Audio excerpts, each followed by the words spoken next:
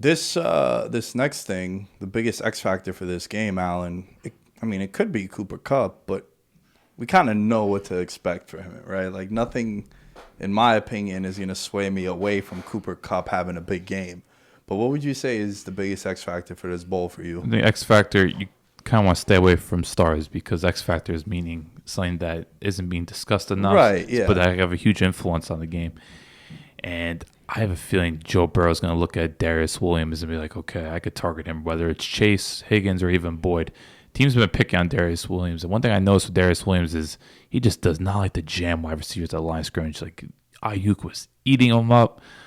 Even Mike Evans was doing. Like it's just he's a really finesse corner. And the thing with these Cincy receivers, they're very physical. Yeah. They will get you. Chase is already getting a reputation. And look, if you're good at it, so everyone knows how good Nuke Hopkins is at it. Like Chase gets away with some pass interferences. Like he already has mastered the art of pushing off. And hey, if they don't call, especially in the playoffs, like we saw that Bengals Chiefs game, they weren't really calling much. Like let them play. So I could see whether it's Higgins or Chase in particular, because I think Williams is always on the outside. I don't think Boyd's going to get much opportunity. But I think if Burrow gets that time, he's going to look at his direction, be like, okay, I could get him here because I know I could trust both my receivers. They're going to overwhelm him, and they're going to create yard separation. Even if I have to make a tight window throw, they know I use their body, and they're going to box them out, and we get chunk plays, 10, 15, 20 yards. And especially on third and long when we got to convert, go in his direction. So how the Rams, of course, look, we all know about the pass rush. They could easily destroy this game. But if Burrow gets time, I think the big X factor is Darius Williams. Yeah. It's funny because you had mentioned, if Burrow gets the time. For me, the X factor is the Bengals' offensive line. right. I think, you think about the last couple playoff games, they've done an amazing job of adjusting game to game. They get sacked 9 times. And then the next game, they get sacked Burrow gets sacked once. That's an unbelievable jump, right? And He's been sacked 12 times in the playoffs. Yeah. And then 53 in the regular season. Most sacked quarterback in the league. And I think to make the Super Bowl, right? Yeah. He beat Eli's record in 2011, which I was telling Alan when he was on SportsCenter before. We were talking about how, best game he ever played was that Niners NFC title game because dude got hit 30 times, bro. Legit. I don't know how many sacks. They sacked him a handful of times. Yeah, 6, 7 times. But I just remember him getting lit up, too. Yeah. Both teams haven't been able to run the ball that well, and I'll go into that a little bit, too. But if the Bengals' pass protection can hold up, they obviously have a lot more of a chance. If this game in the trenches is the Bengals' offensive lines getting tossed around, to your point earlier, it could be a blowout. Right, because the big thing is that, yes, the Bengals have faced 3 defenses that have excellent pass rushes. Like we know the Raiders had those edge rushers. Titans are pretty complete. And then you have the Chiefs with Chris Jones, their record, and then you have Frank Clark, Melvin Ingram. Thing is, they haven't faced a pass rush as complete as the Rams. Linebackers, edge rushers. Obviously, you have the total monster and Aaron Donald, but now you have the edge rushers with Floyd and Miller, and especially the way Von Miller's playing in particular. Now you have to go against a complete unit that can totally destroy a game. So I think that's going to be the real big challenge for them. It's okay, you've gone through some battles, and Burrow has definitely been incredible at escaping pressure. What he did that one particular play on Chris Jones, right? Twice to do that.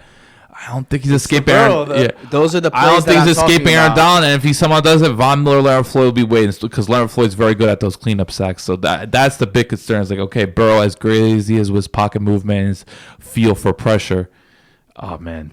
Zach Taylor, chip, use heavy formations, give him all the assurances he needs to play well. But if they're, if the defense, is expecting a lot of the short stuff because they know they're not going to have the time for these long passes to develop, these long routes to develop, you're kind of, you're limiting yourself as an offense. So that's the big thing to me. If we're watching that game and it's, he gets sacked a few times in the first quarter or whatever, I feel like that will kind of do a really good job of painting a picture of what the rest of the game is going to look like. Now, don't get me wrong. The Bengals have come back in every game, correct? Yeah. So it's something that they're no strangers to. We'll see if they could do it again. I do think they'll be playing from behind, though. Yeah, I love your point. And I think, honestly, if we're looking at grand scheme of things, I think that's the biggest X factor, right? The O-line for the Bengals against the pass rush for the Rams. Now, last year, I was all in on the Chiefs. I thought the Chiefs were going to beat the Bucs. I thought the Chiefs were going to win the Super Bowl from the summer. Why am I bringing that up? Last year, we saw how a bad offensive line against a good elite pass rush, how bad it could look, right? Yeah. What'd they score? 9 points, 3 field goals. Yeah. Mahomes in that game. But he was injured though. Yeah, I get it. But he also ran for like 500 yards in that game. Like Yeah. when they calculated Running around. Yeah. So how injured was he? He was still mobile enough. I don't think Yeah, I don't think that. I don't think it's relevant. Yeah, I don't think that's relevant. They got destroyed. That's Yeah. it. Yeah. So why I bring that up is, yeah, the Bengals offensive line is healthy going into this game, but it's not good.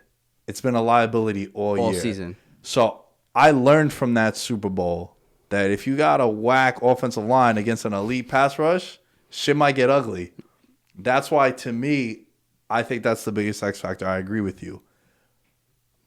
Just adding to your point. Now, my biggest X factor, I think, might be something that I feel like no one's talking about, but the running game. And more so, maybe not like in between the tackles or handoffs, but I think Mixon might be in line for a big game with like dump passes Okay. to alleviate some of that pressure. Maybe some swing routes, some screen passes to slow it up a little bit. And Uzoma, he wants to play. I don't know how healthy he's going to be. Dude was on crutches and shit. And, it's and he did like the jumping up and down on the stage, but then you could see him noticeably limping as he's high-fiving the fans at the like meet and greet and shit. And he's going to need a check down guy. He's going to have Boyd, but I think Mixon out the backfield, not Mixon as the running back. Careful. I'm talking about in the receiving game, you know, to give away a little bit of the props. I love his receptions. 3.5. I think that's a little enticing. But I think Mixon as a X factor out the backfield, I think is a huge key for this game too. Especially if the O-line is going to be as bad as you're expecting it. Allen has some concerns too. We're thinking that's a big storyline. I think that might be interesting. Yeah. Their screen game against the Chiefs was atrocious. Like, the first half, I'm like, they cannot do anything. And then next thing you know, you see Samaje Perine, 40 yards, touchdown. It's like, all right, well, they got that one down. So they're going to have to run screens because the Rams' defense is ultra aggressive, and I think that's a good way to at least slow down their pass rush. I'm going to mention this. Sorry to cut you off. I'm going to mention this in the prop conversation. But I want people to be conscious of what you just mentioned. Do I think Joe Mixon is going to be in line for some targets? Of course. But they have been playing Perine more, and it's because he's a much better pass protector. And I do think the Perine effect is going to take, I think he's going to play more and more as, like, I know his snaps are going up every week, and it's because he's a better pass protector. And I think of all weeks, this is the week that you need him to do that. So don't get me wrong. Is Mixon going to be involved? Of course. But I do think, in terms of Perine's ability to block, I think it's not going to go unnoticed. And he out-targeted Mixon last week 4-3, by the way. In one of those, he turned into a touchdown. So I'm not saying he's going to score another touchdown, but I'm saying from a pass protection perspective, you may need to have him in a little bit more than you think, which may impact some of Mixon's numbers overall. Just something to think about. Yeah. I mean, he's not. He could break it in one play, too. Yeah. It's weird. I think at this point they're gonna stay with Mixon. Perine, like, yeah, he had the 3 catches. One of them was like the home run play, which was for 40-something yards that they scored the touchdown on. But outside of that, he's been kind of a liability for them out the backfield too. And his snaps are going lesser and lesser. Yeah. He had the drop against Tennessee that led to interception. Yeah. So you're right though. You're right. That is something to like. And it could be a situation where they make it seem like he's in there for pass protection, and then maybe he's running some routes, but he's a much more trusted pass blocker. And when you have these animals up front, and your offensive line is so bad, I think that's a lot more valuable. And I'm curious to know what the snap share looks like. Want to dive into some props? Yeah. Favorite props? Talk to me. Lead us off, man. So actually, can I lead one off? Do your thing. It piggybacks off what Alan was saying before about the corner for the Rams, Williams. I love T. Higgins in this game. Oh, baby. I have bet him for MVP as a long shot, 50-1. And I want to just establish one thing when it comes to MVP for me personally. I don't do the favorites. I don't bet the quarterbacks. It's not my thing. Well, all right. I like picking a guy from each team. This way, if one wins, I have a dog in the race. If the other wins, I have a dog in the race. My favorite, like, long shot is T. Higgins. He's 50-1. The matchup, he's 6'4". Williams is 5'9". And like you said, Alan, they pick on him because also on the other side is Jalen Ramsey. So I think that the Rams, this is a little PFF action for you, Imp. I know you get excited with that. The Rams run zone coverage at the third highest rate in the league. T. Higgins is going to kill that zone. T. Higgins is the preferred option in the passing game against the zone coverage. In man-to-man, he's going to Chase. Mm-hmm. In zone, he goes to Higgins. And if they maybe do like the Patriot way on Chase, which I think is something they might do, where they'll double him when Ramsey isn't on him, and then when Ramsey's on him, they'll like isolate it on its own. I think T. Higgins is in line for a big game, man. Yeah. Like I'm thinking 5-6 catches, maybe a touchdown. His yardage mark is 69.5 yards. That's might be my favorite prop on the Bengals. Yeah. I also think there's some consideration for Boyd as well. Specifically, like you said, in terms of the zone, being able to kind of find some pockets in the zone, and they've been trusted guys the entire season. So I think that's a great point that you mentioned about and that's one of my plays here, man. I have plus 100, plus 100 on over 5.5 receptions. So I love that, man. I love it. And they play a lot of zone coverage, especially in the red zone too. So I have one for you guys. You ready? Do you have any props? Yeah, I got. Oh, you have some, Yeah. but you feel free to Go chime MP. in. No, on, you like, go MP. what do you think Go about first. T. I Higgins? did take spot on. Yeah? I love everything about T. Higgins. I think it's the perfect matchup for him. You saw in that Kansas City game, they were looking to get the ball to him in some spots. So T. Higgins has set a pretty high standard this year, and I think, I thought his yards would be up like 80. In fact, it's only 69. It's like, all right, you got to jump on that. And when you factor in playing from behind, most likely, you factor in 8 to 10 targets. yeah, and you also throw in the fact that he's gone over 190. He's had these 170 years games. He's efficient. The guy, when you throw the ball in this vicinity, he's going to come down to it. and that's the kind of game he's going to need to win MVP, right? He's going to need one of these monster games. So it helps to know that he's done it before. All right, so I want to just say something to you, Nick. You said you don't want to bet on the favorite, and I feel you. You don't want to bet on Stafford, right? No. Or Burrow. No. So I have a way. There's a strategy. If you want to bet on the Rams to win, but you don't want to bet on them as a favorite, right? As like the money line. As a money line favorite. You can bet on Stafford to just win MVP. Chances are, if the Rams win, Stafford's going to be the MVP. So, question: in any of the playoff games, was he the MVP for the Rams? who was the MVP of the last game? Cooper Kupp. You make a strong argument he was MVP against the Bucks. I know Kupp made the big plays, but Stafford played about as flawless as a game you could play. I know you could go co-MVP on the Bucks game, but like no one could deny Stafford was electric in that Bucks game. Yeah, I feel like he was slinging it on third down against the Niners too. No, but he had the pick and then the Tart play. Like he had some blunders against the Niners. But to be fair, McVay wasn't exactly setting him up for a lot of success and making some of these bad decisions. Right, that too. But Stafford did put the ball in harm's way. But I thought the Tampa game he was flawless. Yeah. So against the Niners, Cooper Kupp 11 for 142 and 2 touchdowns. Stafford had 337, 2 touchdowns, 1 pick. So 2 of the touchdowns went to Cooper Kupp. But I just want to – I hear what you're saying, right? And I'm going to let you continue. But I'm trying to paint the picture of it's the Devontae Adams, Aaron Rodgers thing where in like daily fantasy, it's like you don't need to stack Rodgers and Adams because you could get the Rodgers production through Adams since everything is funneled to Devontae Adams. Kupp is going to get 12, 13 targets minimum in this game. So I think you could get that MVP exposure, what you're saying, and the Rams winning through Cooper Kupp. Interesting. Cooper Kupp against Tampa, right? Against Tampa, Stafford was 366, 2 touchdowns. Cooper Kupp was 9 for 183 and a touchdown. It's It's the Super Bowl, though. That's all I'll say. And I get it. And look, it's skewed towards the quarterback, Yes. right? Yes. Absolutely. Not going to disagree with you there. But I think, and I like your logic, because that's how I feel if I was going to bet Burrow. If I think the Bengals are going to win, Bet Burrow MVP. I'd rather bet Burrow MVP.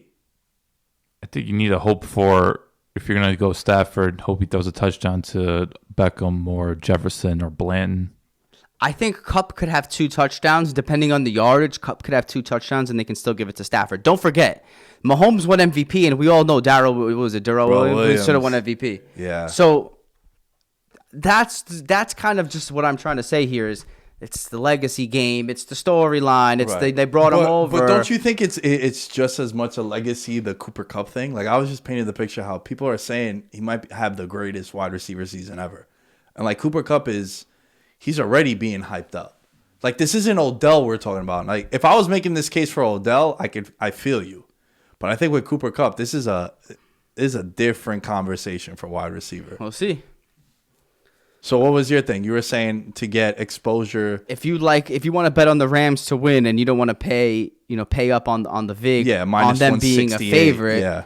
You just bet Stafford to win MVP and you get plus. I see plus 130. I'm not sure what you see win bet, but just a plus 130 is a unique way to bet on the Rams winning.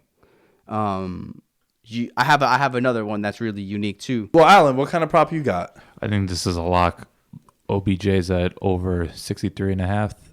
He's been getting close to 10 targets game in the playoff run. Higbee's likely out.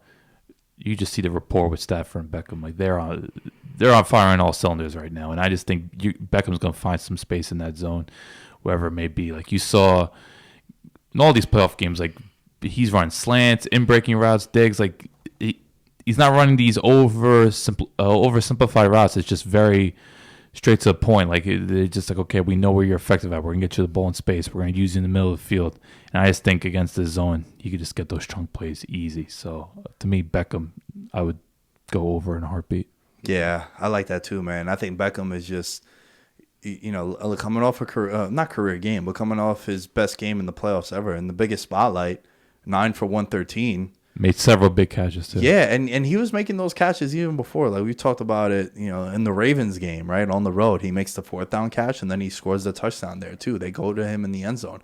I think Beckham definitely scores a touchdown on Sunday. Yeah, I think like anytime touchdown scorer plus 125, I'm taking that. Bro, it's in LA, it's a Super Bowl. Beckham, I think they're gonna scheme some shit. Give him a chance to score a touchdown. How many yards did you see for Beckham?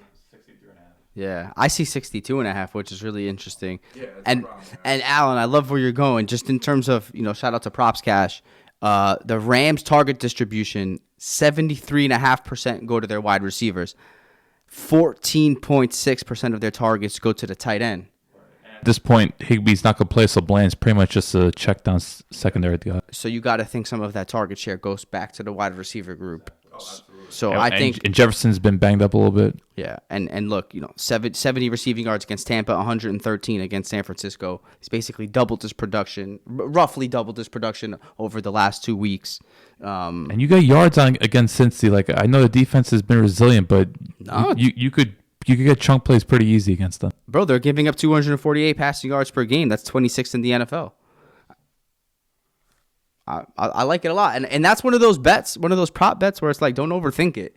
You want to get really creative because am I ready to go for the next one? Yeah, go ahead. I have a really kind of unique one here. Okay. So one of my favorite. Borussia Dortmund under. No. You're going to like this one, though. Tell me. All right, so similar to my last play where, if you want to bet on the Rams to win, but you don't want to bet them as the favorite, you can bet them as Right, and find some value there. Yeah, I like to bet for, what will the first score be, a field goal or a touchdown?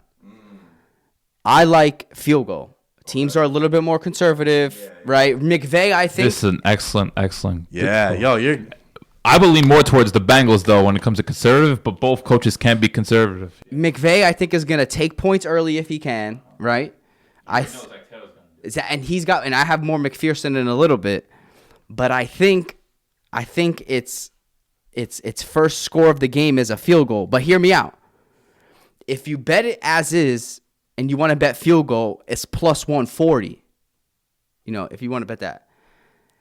if you just flatly bet first score Rams field goal plus 400, first score Bengals field goal, it's plus 400. You play those both, it's plus 150. You're getting 10 cents on the bet just by betting them individually. You're saving 10 cents if you just bet them individually. So, I mean, either way, you hope for a field goal. And then it's actually a fun bet for you because you don't really care who hits the field goal. You know what I mean? It's the same bet. You're just getting a little bit more value. You're just hoping the offensive stall at some point and they kick a field goal. You're not worried about first touchdown score, none of that. None of that. So that's something that I think is interesting. Look at you dropping the 10 cents to the dollar bars, too. What's up, baby? You know, Rams' great red zone defense. We've talked about this, and McPherson's on a roll. The Bengals will kick a field goal. They'll go as far as 55, 56. It doesn't really matter. They trust that kid's leg. They got a top 3 kicker in the league. Yeah. And yo, real quick, I have. Let me just jump one more, please. Yeah, good. Opening kickoff to be a touchback. No. Minus 108, cuz. Von Miller? If you want to hit an early bet, you can go first play from scrimmage running play, minus 130. Oh, if it's the Bengals, first down runs. That's all you saw against the Chiefs. I think both teams. Both teams. Yeah, you can see it with the Rams. I'm just saying with the Bengals, like they are very predictable. You want to hit one early? You do that. I would have ended the pod if you said the coin toss. No. That's a loser bet. No, you can't bet the coin toss. It's a loser bet. Do you know why you can't bet the coin toss? Was it just true 50-50? It is a true 50-50, but not. I just find it to be lame. But not at the sports books because they make you pay extra. So it's like minus 104, meaning 100. You got to bet. If you want to bet heads, right, at a sports book, you got to risk $104 to win 100. It's not even odds. It'd be evens if me and you are at the bar and I'm like, yeah, I'll go tails, you go heads. Next one gets a Corona. But if it was like, all right, heads, you got to put $104 to win 100. Like they're the dumbest bets. Not a fan of that. Not a fan. And last one real quick here. Last one for me. Hold on. I got some. Okay. We got Allen too. Allen, you got another one you were looking at? This one's pretty basic, but I just think Stafford at 278.5, he's got to go over. I just feel like there's yards to be had against this Bengals defense. Like if I'm looking at the Rams skill position players, really focus on that. You know, you could get into the defensive side, but like whether it's like I think I also saw Sony Michel's like 17.5. I could see Sony Michel getting like 8 to 10 carries because the Bengals can be run on, and I think the Rams are going to want to at least establish it to some extent. 14-1 odds. Sony Michel scores the last touchdown of the game. Playoff Sony. Hey, Super Bowl. Ice the game out? Wow. Because there is probably some concern with Akers, especially given the fumbles against Tampa Bay, and he hasn't looked all that great, but I know Sean McVay fully trusts him. But he's still not going to be a guy to get 20 carries, so Michel's definitely going to play a factor in this. Yeah. I'm building us a single game parlay, which we'll come to some agreement before we continue. We're gonna spend some time on the props, but how about this one? Anytime touchdown score. Ready for this? Alan, are you ready? Like Yes. Triple H used to ask. Rams defense and special teams.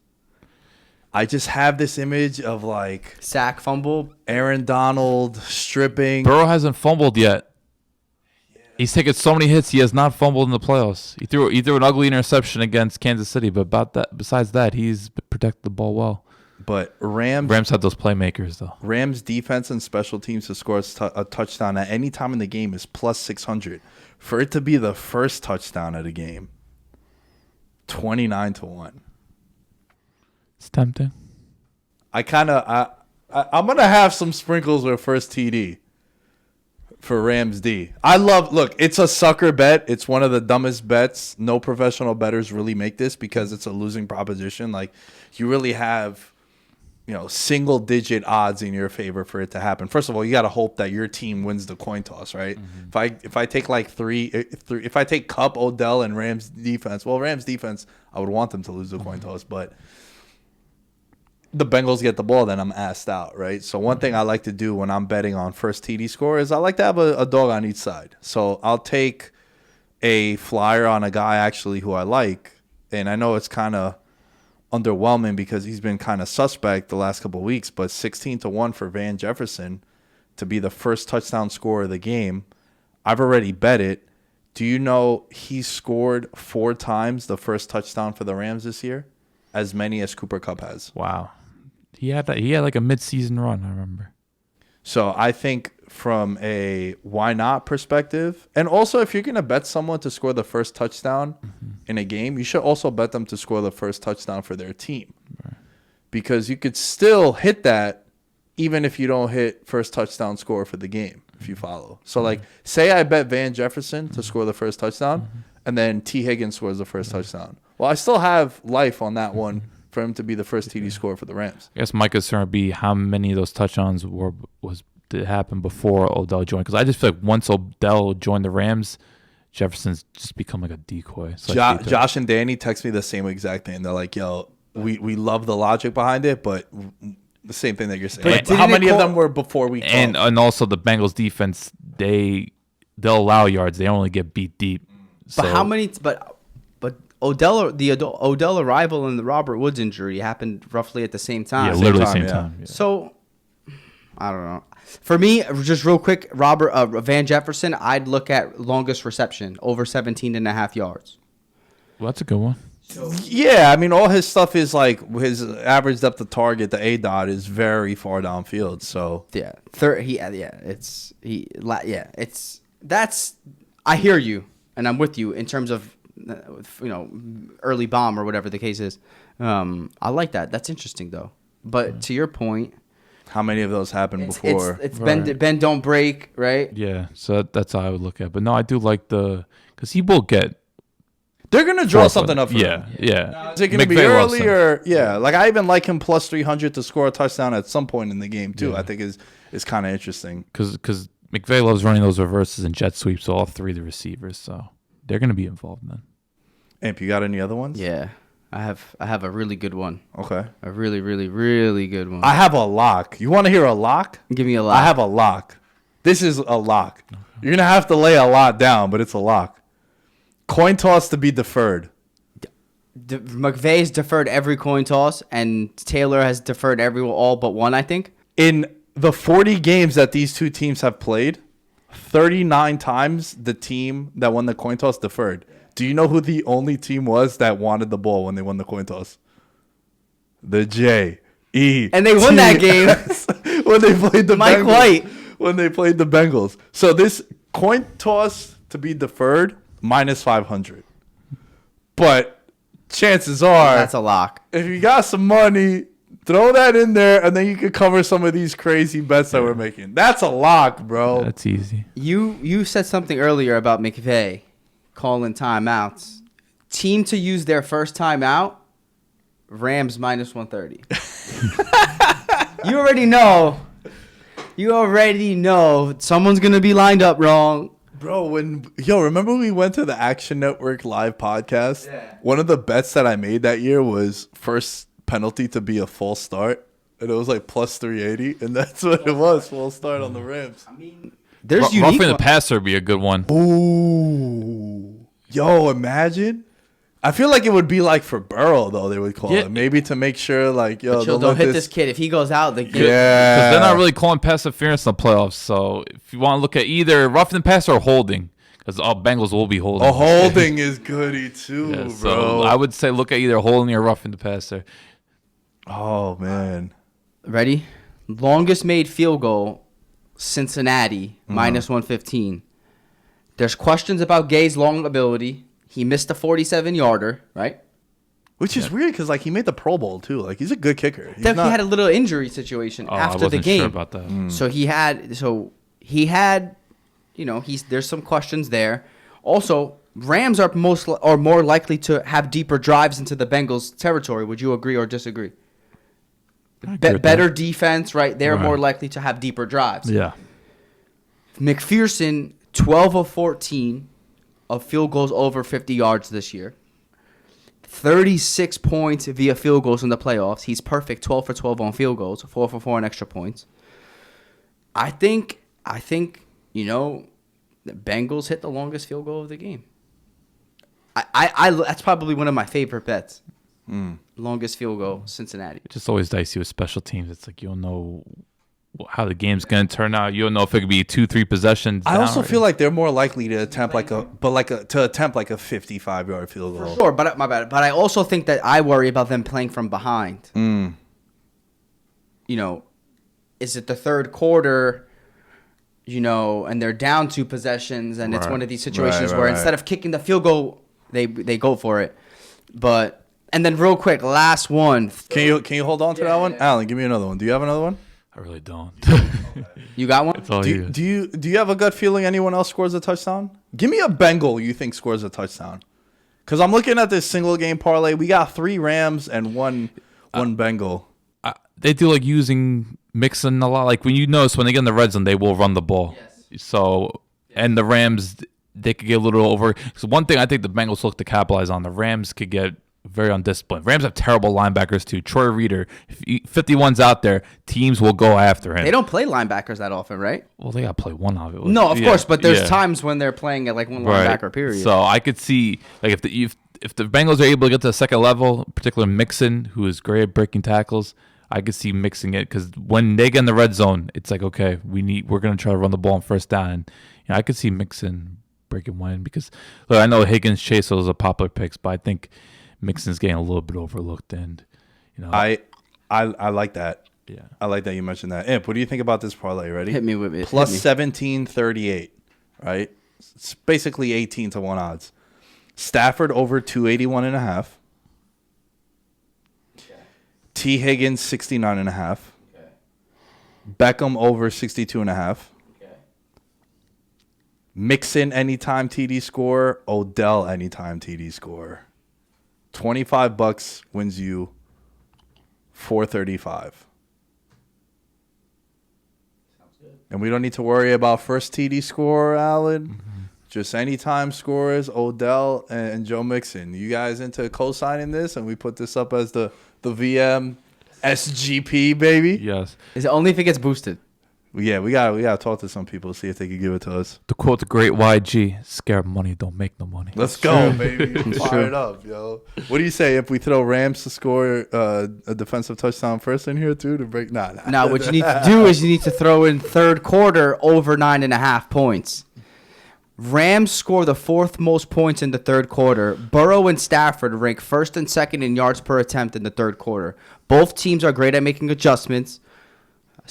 Definitely the Bengals. Damn it! Don't let us throw that in there, son. I love that play. Shout out to the maestro Larry Hartstein for that one though. I can't take credit for it. I like that logic though. But even like Super Bowl history too, like the first quarters tend to go under, and then out the gates second half, you've seen the Bengals come out firing in the second half too. Just don't forget, halftime is like double the time. If not, you have more time. You have about like an hour, son. Literally, I hate to bring this story up because I hate talking about the Falcons Super Bowl, but Mohamed Sanu was doing an interview on Good Morning Football, and he was talking about how the Falcons got thrown off by the halftime show. They were waiting so long for Lady Gaga to finish, and Mohamed Sanu was like, "We're waiting there. We just want to get back to playing." Yeah, and bro. He said it did affect them, and then I was just like, "Yo, all right." Yeah, man. Dude, think about it. You have all that momentum. The last thing you want is to go any stoppage like that. Yeah. Now I feel like this halftime show will be even longer. Oh yeah, they're gonna go. Come on, you gotta give Snoop his time and everyone else there. I really like that. Eminem might do something crazy, and FCC will have to get in for like 5 minutes. Yo, what do you think of? Yo, you might be into this one, man. What's gonna be the first song for the Super Bowl, Alan? What do you think? It's gotta be something. I think Dr. Dre is like the main. How can it not be California Love, yo? That would be good. Welcome everybody to the Wild Wild West. It's in LA, yo. That gotta be the first. What are the odds of that? Eminem's performing too. What if it's Forgot About Dre? No, that could be it. But I just think I do agree with Nick. It has to be something California based. Yeah, I feel like Dr. Dre is gonna be at the center of it though. First song performed, California Love, the favorite. Plus, I'm sharp, son. I didn't even know that shit. No, I don't think they're going to have Eminem first because he's like the only non-Cali artist there. Yeah, it got to be. Yeah, to me, I think Dr. Dre, maybe Snoop Dogg, but like Kendrick and Mary J will do their thing. But I think he's the main attraction. They open that up, it goes dark, and then they play California Love. Like, come on, man. That'd be fire. Well, do you have any other props? I'm pretty good on the props. We gave a bunch, but are we all co-signing? Is there anything we don't like for this one? Right. So once again, anytime TD scores, Odell and Mixon. Odell over 62.5 yards. T. Higgins 69.5 over. Matthew Stafford 281.5. And I like this because they all correlate too. And you don't have no cup touchdown on there, which is no cup touchdown. You want to get wild? No, don't do it. No. I think this is good, man. Cup could have 150 yards and no touchdowns. You know, plus 1700. This is great, and also like just a general thinking point for props and to take this moving forward. Also,